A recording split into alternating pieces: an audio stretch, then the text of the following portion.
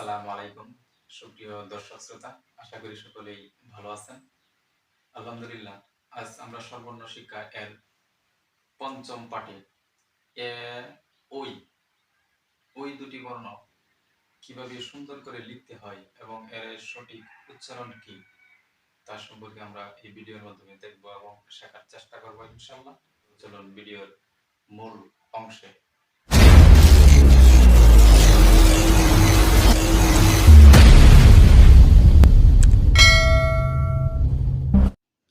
শুরুতেই এখান থেকে ধরে সোজা নিচের দিকে, তারপর নিচ থেকে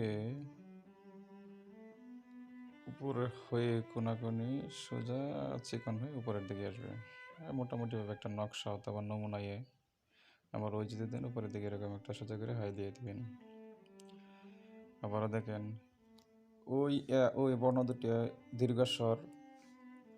বাংলা 11টি স্বরবর্ণের মধ্যে প্রায় 60টি বর্ণই দীর্ঘস্বর। এই 60টি বর্ণের মধ্যে এবং ওই এই দুটি বর্ণ রয়েছে।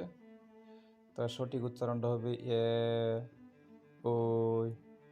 যেহেতু দীর্ঘস্বর বর্ণ, অবশ্যই আপনাকে লম্বা করে টান দিতে হবে।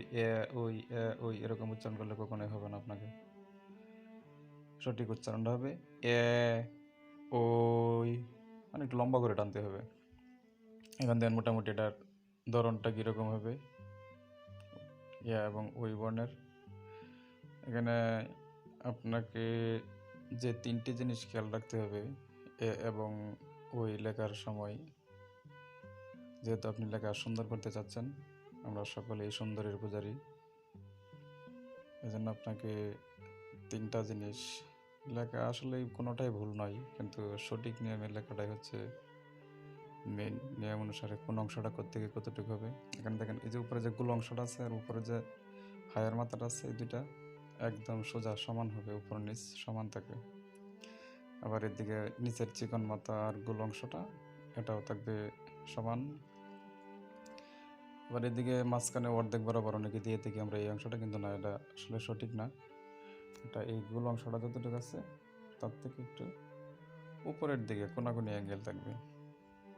এই 3টা নিয়ম অনুসারে যদি কেউ লিখতে পারেন, তাহলেই এবং ওই লেখার যে রূপলেখা তার সঠিক নিয়মে হবে। আপনার লেখার ধরনটাও সুন্দর হবে, আপনার লেখাটাও সুন্দর হবে ইনশাল্লাহ। তো এই কথা না বাড়ি আমরা চলুন আবারও দেখি একসাথে 3টে বর্ণ। একই নিয়ম, উপরের হায়ের চিকন অংশ আর নিচের গুলোর অংশটা এটি সবসময় সমান থাকবে, সোজা থাকবে। এদিক থেকে দিকে কোনাকুনি নিচের যে অংশগুলো আছে এখানে চিত্রের মাধ্যমে দেখে আপনারা সঠিকভাবে শিখতে পারেন ইনশাল্লাহ। তো আজকে আমার এই পুরো ভিডিওটা দেখার জন্য আপনাকে অসংখ্য ধন্যবাদ। যদি মনে করেন না এই ভিডিওটা দেখে আমি কোনো কিছু শিখতে পারবো, অথবা আমার ছাত্রছাত্রী, শিক্ষার্থী অথবা আদরের সন্তানকে কোনো কিছু শেখাতে পারবো, তাহলে অবশ্যই এই চ্যানেলটি সাবস্ক্রাইব করে আমাদের সাথে থাকবেন, পাশে থাকবেন, এই আশায়, এই কামনায়। আসসালামু আলাইকুম।